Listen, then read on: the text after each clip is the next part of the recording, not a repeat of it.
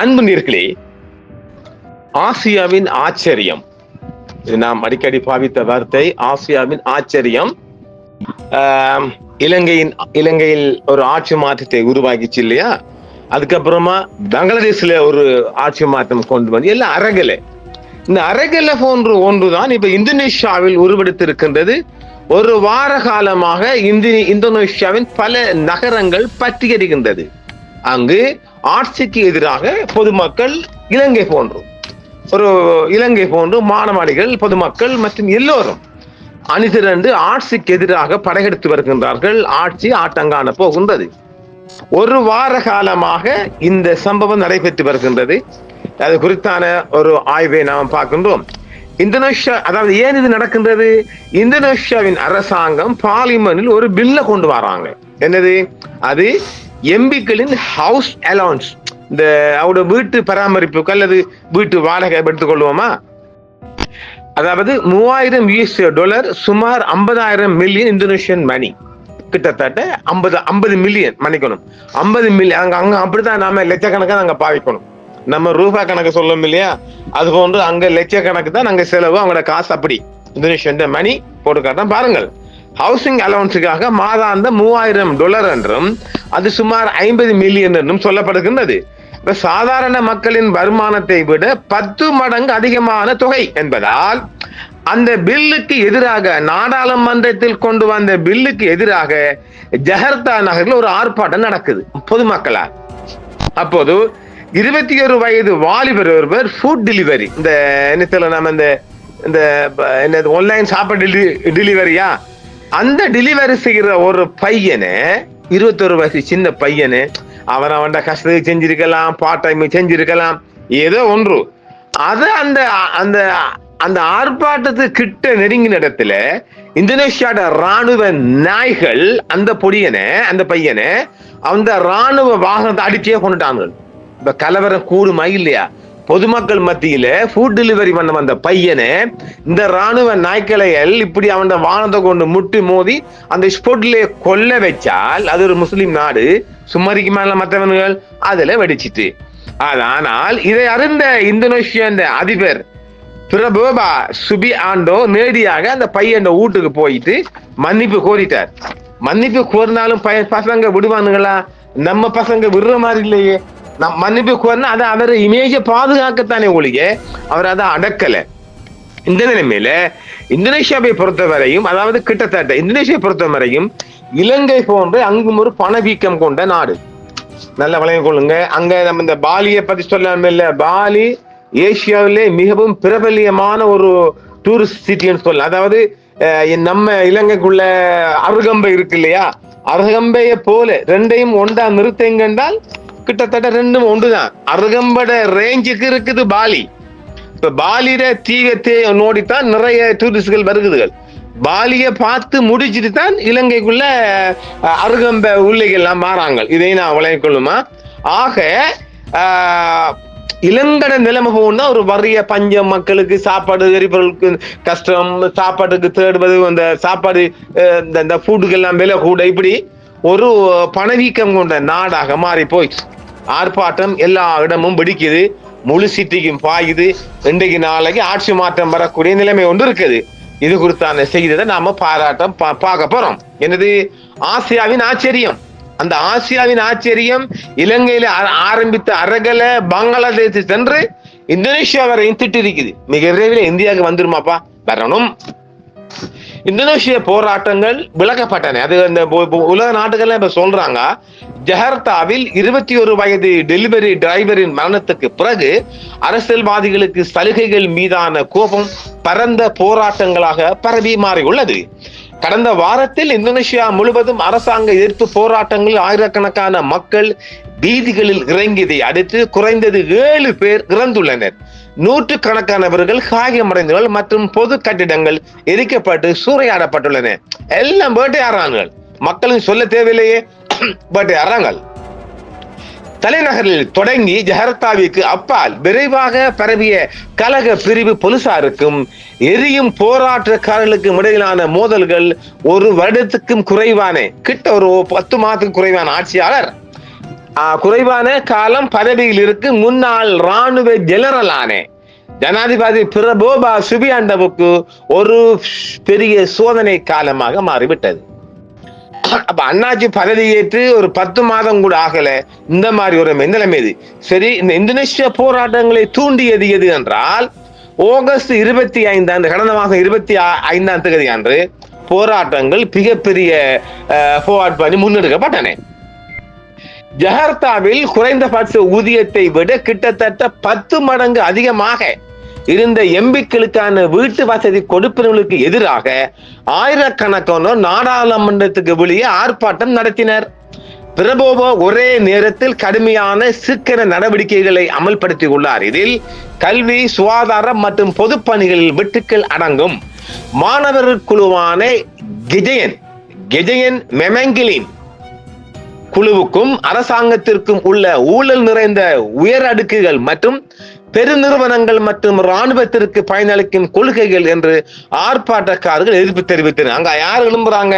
இப்ப நம்ம ஊர்ல அரகல மாதிரி அங்க வந்து குழுவான ஸ்டூடெண்ட் அணியினுடைய கெஜயன் மெமங்கிலியன் அப்படா பிரபவின் அரசாங்கத்தின் கீழ் பொதுமக்கள் வாழ்வில் இராணுவத்தின் பங்கு மிக அதிகமாக அதிகரித்து வருவதாகவும் பொதுமக்கள் எதிர்ப்பு தெரிவிக்கின்றார்கள். அதாவது கோட்டையர் ஆட்சி வந்தவுடனே அவர் கிட்டத்தட்ட ஒரு வெள்ளை மாளிகை போன்று பெரிய ஒரு எடுப்பு தான் எடுத்து வந்தார். நல்லா பாத்தீங்கன்னா நம்ம வடகிழக்கு பகுதி எங்கும் 4 ராணுவ காணற புஷ்பைகள் அனுப்புற, ஊரை செக் பண்ற, பள்ளிவாசல், கோயில், பாடசாலைகள், பொது இடங்கள், ஆட்டோ தரிப்பிடங்கள் எல்லாவற்றையும் பேர் செக் பண்ண அனுப்புற ராணுவக்காரங்களை போட்டு, அந்த மாதிரி இலங்கைக்குள்ள இருக்கிற ராணுவ கெடுபிடிய கொஞ்சம் கொஞ்சமாக பிரபோப அண்ணாச்சி எடுத்து வந்தீங்க. மக்களுக்கு பிடிக்கல, அது எனக்கும் பிடிக்காது.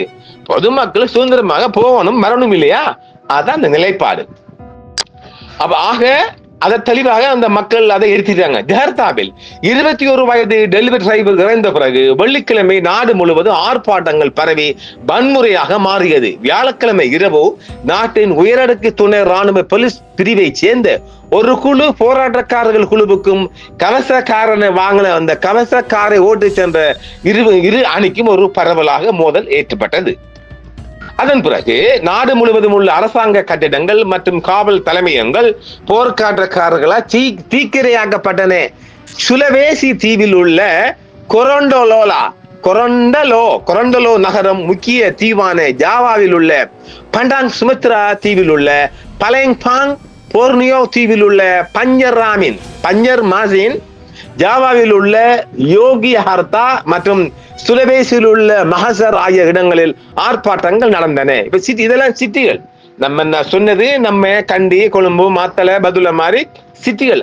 அந்த சிட்டிகள்லாம் போராட்டம் குழு மாறிட்டு, அதாவது பரவிட்டு கிழக்கு நகரமான மக்காசரில் உள்ள ஒரு கவுன்சில் கட்டிடத்தில் போராட்டக்காரர்களால் ஏற்பட்ட தீ விபத்தில் வெள்ளிக்கிழமை குறைந்தது 3 பேர் கொல்லப்பட்டனர். வெள்ளிக்கிழமை அதே நகரில் 4வது நபர் தன்னை ஒரு உளவுத்துறை அதிகாரி என்று தவறாக நம்பி ஒரு கும்பலால் தாக்கப்பட்ட பின்னர் இறந்து விட்டார். யோகேதாவில் வெள்ளிக்கிழமை கலவர தடுப்பு போலீசாருக்கும் போராட்டக்காரர்களுக்கும் இடையில் மோதல்களில் ஒரு மாணவர் இறந்தார். அதே நேரத்தில் ஷோலோ நகரில் நடந்த ஒரு போராட்டத்தில் கண்ணீர் புகை குண்டு வீசப்பட்டதால் கடுமையான ஆஸ்துமாவால் பாதிக்கப்பட்ட 60 வயதுடைய கால் தடவியல் நிபுணர் ஞாயிற்றுக்கிழமை மருத்துவமனையில் சிகிச்சை வந்த போது இறந்துள்ளார்.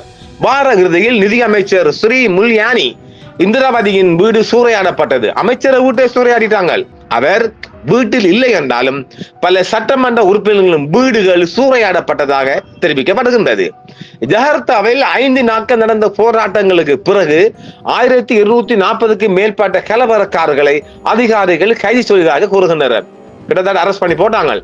அதே நேரத்தில் நகர ஆளுநர் பிரமானோ அனுங்கின் கூற்றுப்படி கலவரக்காரர்கள் பேருந்துகள், சுரங்கப்பாதைகள் மற்றும் புற உள்கட்டமைப்புகளை எரித்ததால் ஏற்பட்ட சேதம் 55 மில்லியன் ரூபாய், கிட்டத்தட்ட 3.3 மில்லியன் வரை $3 என்று சொல்கின்றார்கள். இழப்பு ஏற்பட்டுள்ளதாம். போராட்டங்களில் 700 பேர் காயமடைந்ததாகவும் தெரிவிக்கப்படுகின்றது. இந்தோனேஷிய போராட்டங்கள் ஏன் தொடங்கின என்று அரசாங்கம் எவ்வாறு பதிலளித்தது என்றால், அதுக்கு உலக தரப்புக்கு பதிலளிக்கிறாங்க. ஜகார்த்தாவில் 21 வயது டெலிவரி டிரைவர் இறந்த பிறகு அரசியல்வாதிகளுக்கு சலுகைகள் மீதான கோபம் பரந்த அளவில் மக்கள் மத்தியில் ஒரு போராட்டமாக மாறி இருக்கின்றது. ஜகார்த்தாவில் குறைந்தபட்ச ஊதியத்துக்கு விட 10 மடங்காக இவங்க செஞ்சதைத்தான் மக்கள் மிக பெரும்பாரியாக எதிர்க்கின்றார்கள். அதன் பிறகுதான் இந்த போராட்டம் சகல சிட்டிகளுக்கும் அது பரவி இருக்குது. ஃபுல்லா பரவிட்டு இன்னும் இதவங்க அடக்க போகல.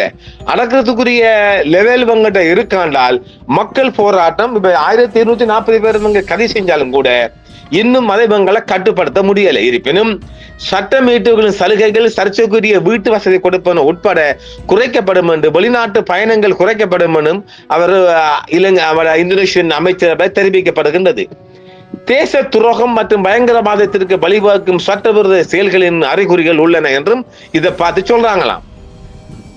பொது வசதிகளை அளித்தல், தனிநபர்களின் வீடுகள் மற்றும் பொருளாதார மையங்களில் சூறையாடுதல் ஆகியவற்றுக்கு எதிராக சட்டங்களின்படி முடிந்தவரை உறுதியாக நடவடிக்கை எடுக்குமாறு காவல்துறை மற்றும் இராணுவத்துக்கு உத்தரவிடப்பட்டிருக்கின்றது.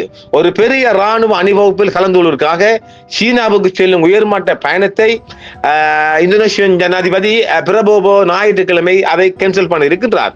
பாதுகாப்பு படையினருக்கு போராட்டங்களுக்கு உறுதியான நடவடிக்கை எடுக்குமாறு உத்தரவிட்டிருக்கின்றார். இதைத்தானே கோட்டையன் செஞ்சாரு. அதெல்லாம் லேசா கொண்டு போகணும் மக்கள். நீங்க நினைச்ச மாதிரி கொண்டு போனீங்கன்னா திருப்பி உங்களுக்கு தலையில ஆப்பாடிப்பானுங்க. எனவே அரசாங்கம் எந்த அளவுக்கு இறுக்கத்தை குறைக்கிறாங்களோ அந்த அளவுக்கு தான் இது சாத்தியப்படும். திங்கட்கிழமை மீண்டும் ஒரு முறை எதிர்க்கும் தொனியில் குரல் கொடுத்து வன்முறையின் போது காயமடைந்த 40 போலீசார்களுக்கு பதவி உயர்வு அளிப்பதை அறிவித்த இந்த டைம்ல பதவி உயர்வு முறையா? தவறு செய்த போலீசார் இருக்கலாம், ஆனால் தங்களை தியாகம் செய்த டசன் கணக்கான அதிகாரிகளை மறந்துவிடார்கள் என்றும், அவருக்கு காயமடைந்தோருக்கு சிகிச்சை அளிக்க போலீசாருக்கும் அவர் மருத்துவமனைக்கும் அவர் சென்று பார்வையிட்டு போலீசாரைத்தான் கொஞ்சம் தாஜா பண்ணிருக்கிறார். அமெரிக்கா போராட்டக்காரர்களுக்கு எதிராக பாதுகாப்பு படைகள் தேவையற்ற மற்றும் அதிகப்படியான படைகளை பயன்படுத்தி நீண்ட வரலாற்றை கருத்தில் கொண்டு இந்த பதில் கவலைக்குரியது என்று மனித உரிமைகள் அமைப்பெல்லாம் தெரியுது. அதாவது இந்த போராட்டை நசுக்கிறதுக்காக அவர் தன்னை படைகள் தடுக்கிற ஒழிய ஒரு சமாதான பேச்சுக்காக அது பேர் முன்வரல. அமெரிக்கா, ஆஸ்திரேலியா, பிரான்ஸ், கனடா மற்றும் பிற தென்கிழக்கு ஆசிய நாடுகள் உள்ளிட்ட வெளிநாட்டு தூதரங்கள் பயண எச்சரிக்கைகளை விடுத்துள்ளன. மேலும் இந்தோனேஷியாவில் உள்ள தங்கள் குடிமக்களுக்கு ஆர்ப்பாட்ட பகுதியில் அல்லது பெரிய பொது கூட்டங்களை தவிர்க்குமாறு அறிவுறுத்தியுள்ளது. அப்ப ஆக அமெரிக்கா, ஆஸ்திரேலியா, பிரான்ஸ் மேற்குலகு நாடுகள் இந்தோனேஷியாவுக்கு பாதுகாப்பு எச்சரிக்கை கொடுத்திருக்கிறதால அப்பாடா பொத்திவிலுக்குள்ள வந்து களகாட்ட போகுது. சரிங்களே? அப்ப ஆக இந்தோனேஷியாவோட ஒரு நஷ்டம் இங்க பெரும் ஒரு வசூலை கொடுக்க போகின்றது. ஆக அரகலை கொழும்பில் ஆரம்பித்த அரகலை பங்களாதேஷின் தொற்று இந்தோனேஷியாவின் தொற்று இருக்குது. 4வது நாடு எதென்று பார்ப்போம். நன்றி, மீண்டும் சந்திப்போம். என்றும் உங்களுடன் சன்ரைஸ் இந்தியா டிவி. சப்ஸ்கிரைப் பண்ணுங்கள், பெல் பட்டனையும் கிளிக் செய்யுங்கள். உங்கள் ஆதரவே எங்கள் சேவை. ஆதரவு தாருங்கள், அரவணைப்போம். மறக்காம சர்ப்ரைஸ் பண்ணுங்க. தேங்க்யூ.